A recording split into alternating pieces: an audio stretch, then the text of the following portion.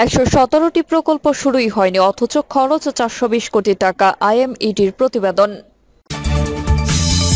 এবং সর্বশেষে জানাবো, সরকারের ঋণের চাপে ভেঙে পড়েছে ব্যাংক খাত। এতক্ষণ শুনলেন সংবাদ শিরোনাম, এবারে বিস্তারিত। ১১৭টি প্রকল্প শুরুই হয়নি, অথচ খরচ ৪২০ কোটি টাকা, আইএমইডির প্রতিবেদন।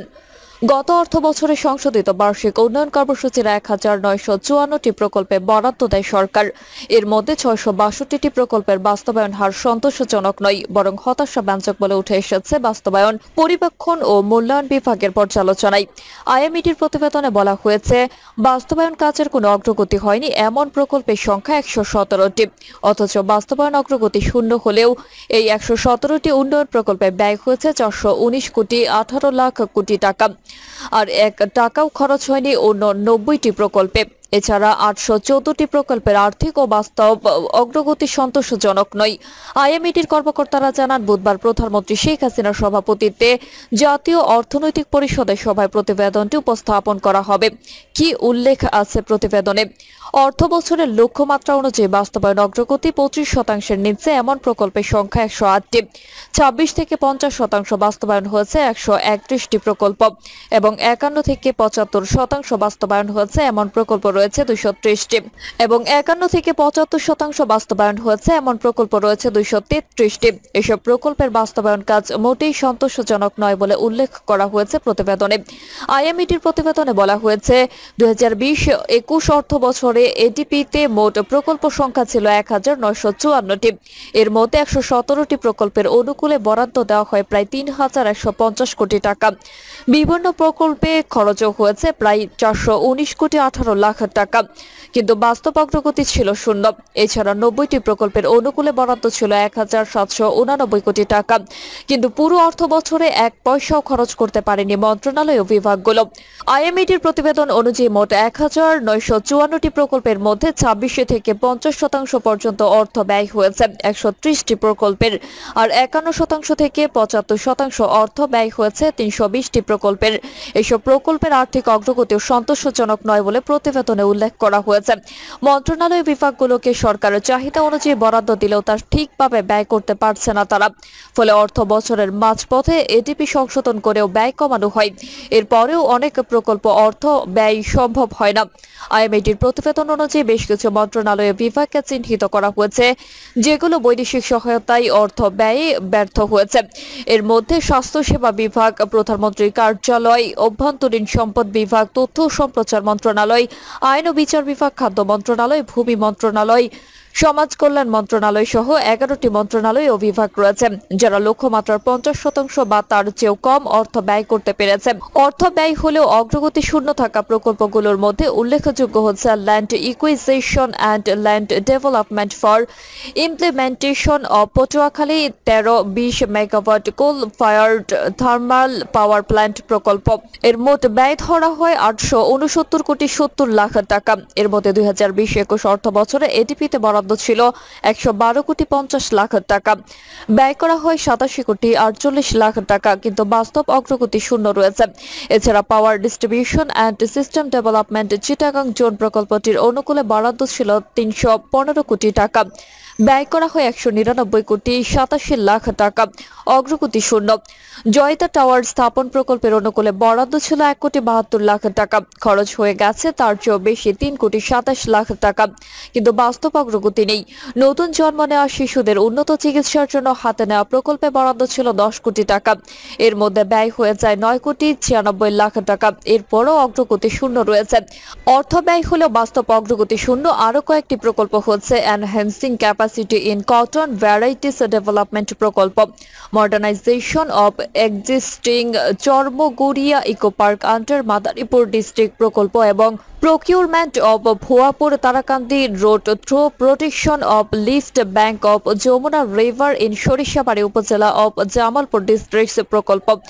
রিপাওয়ারিং প্রজেক্ট অফ ঘোড়াশাল চতুর্থ unit, procurement of service vessel for Mongla port প্রকল্প এবং strategic master plan for Mongla port প্রকল্প।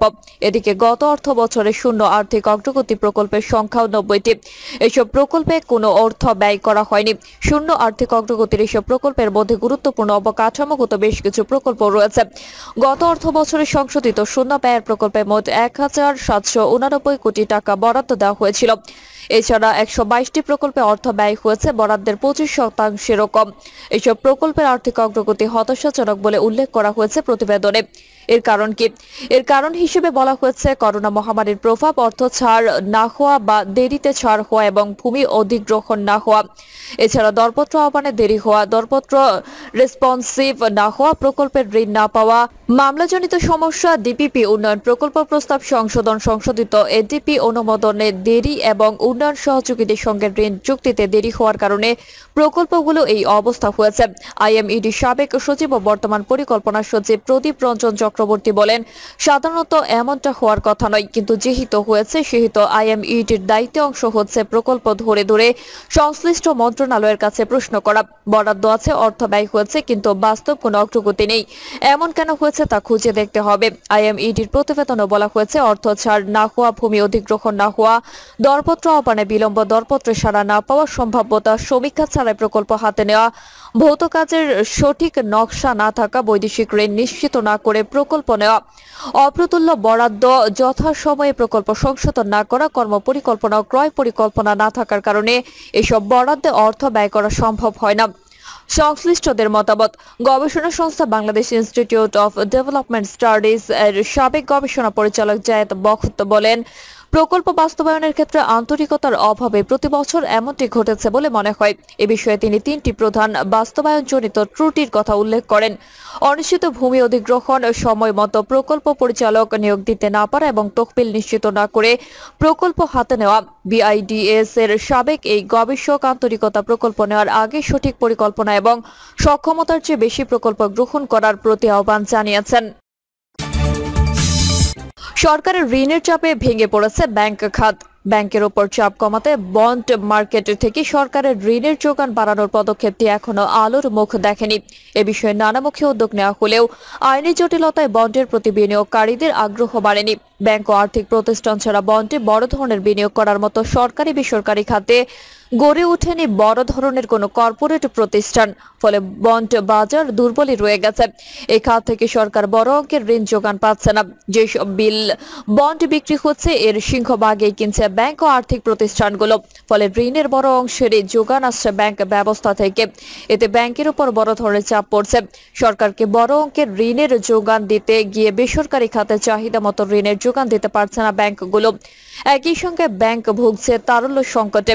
কেন্দ্রীয় ব্যাংকের প্রতিবেদন থেকে দেখা যায় সরকার চলতি অর্থ বছরে 1,55,400 কোটি টাকা ঋণ নেওয়ার লক্ষ্যমাত্রা নির্ধারণ করেছে। এর মধ্যে ব্যাংক ব্যবস্থা থেকে নেওয়া হবে 1,32,400 কোটি টাকা। বাকি 23,000 কোটি টাকা নন ব্যাংক খাত থেকে নেওয়ার লক্ষ্য রয়েছে। এর মধ্যে সঞ্চয়পত্র থেকে নেবে 18,000 কোটি টাকা। কিন্তু আইএমএফ এর চাপে এই খাতের ঋণ গ্রহণ কমাতে হয়েছে। ফলে জুলাই ডিসেম্বর এই খাত থেকে কোনো নতুন ঋণ নেয়নি, বরং আগের ঋণ বাবদ পরিশোধ করছে 6,100 কোটি টাকা। মোট ঋণের 85% নেবে ব্যাংক খাত থেকে, বাকি 15% নেবে নন ব্যাংক খাত থেকে। যদিও চলতি অর্থ বছরের ডিসেম্বর পর্যন্ত ব্যাংক খাত থেকে সরকারের ঋণ কমেছে 3,000 কোটি টাকা। গত অর্থ বছরে ব্যাংকগুলোই আমানত কমায় এবং ঋণ প্রবাহ বাড়ায়। তারল্য সংকট ছিল প্রকট। ফলে সরকার বাণিজ্যিক ব্যাংক থেকে ঋণ কমিয়ে টাকা ছাড়িয়ে কেন্দ্রীয় ব্যাংক থেকে রেকর্ড পরিমাণে 97,000 কোটি টাকা নিয়েছিল। এতে মূল্যস্ফীতির হার বেড়ে ডাবল ডিজিটের কাছাকাছি চলে যায়। এতে সরকার তীব্র সমালোচনার মুখে পড়ে। অর্থনীতিবিদ ও আইএমএফ কেন্দ্রীয় ব্যাংক থেকে ঋণ নেওয়া বন্ধ করতে বলে। চাপে সরকার চলতি অর্থ বছরের ডিসেম্বর পর্যন্ত কেন্দ্রীয় ব্যাংক থেকে কোনো ঋণ নেয়নি, বরং আগের ঋণ বাবদ পরিশোধ করা হয়েছে 34,700 কোটি টাকা। সরকারের ঋণের যোগান কমার কারণে উন্নয়ন খাতে অর্থের যোগান কমেছে। মূল্যস্ফীতি নিয়ন্ত্রণে কেন্দ্রীয় ব্যাংক থেকে ঋণ নেওয়া বন্ধ ও ব্যাংকগুলোই তারল্যের প্রবাহ ঠিক রাখতে ঋণ নেওয়া কমানোর বাড়ানোর ফলে সরকার এখন ঋণ সংকটে পড়েছে।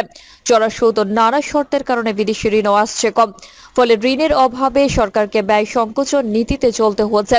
এদিকে আইএমএফ ও বিশ্ব ব্যাংক দীর্ঘদিন ধরে সরকারকে বলে আসছে ব্যাংক ঋণ নেওয়া কমিয়ে বন্ড ছেড়ে ঋণ নিতে। এজন্য বন্ড বাজার উন্নয়নে সরকার 2023 সাল থেকে কাজ করছে, কিন্তু কাজ কিছুই হয়নি। প্রাইমারি মার্কেটের মতো সেকেন্ডারি মার্কেটও দুর্বল রয়ে গেছে। সরকার যেসব বন্ড বা বিল ছাড়ছে সেগুলোর প্রধান ক্রেতা ব্যাংক ও আর্থিক প্রতিষ্ঠান। তারা ছাড়া অন্য কোনো বড় প্রতিষ্ঠান এখনো গড়ে ওঠেনি বন্ড কিনে সরকারকে ঋণের যোগান দিতে। বেসরকারি খাতে তো নয়ই। এই অবস্থায় সরকারের ঋণের একমাত্র ভরসা ব্যাংক ব্যবস্থা, যার মধ্যে কেন্দ্রীয় ব্যাংক ও বাণিজ্যিক ব্যাংক। কিন্তু এই দুই খাত থেকেই এখন ঋণ নিলে অর্থনীতিতে সমস্যা আরো বড় করে তুলছে। এতে লক্ষ্যমাত্রা অনুযায়ী ঋণ পাচ্ছে না। প্রতিবেদন থেকে দেখা যায় 11 ধরনের ট্রেজারি বিল ও বন্ড রয়েছে সরকারের ঋণ নেওয়ার। এছাড়া সঞ্চয়পত্র বিক্রি করেও সরকার সীমিত কিছু ঋণ দিতে পারে। ট্রেজারি বন্ড রয়েছে 2, 5, 10, 15 ও 20 বছর মেয়াদী। ট্রেজারি বিল রয়েছে 3 মাস, 6 মাস ও 1 বছর মেয়াদী।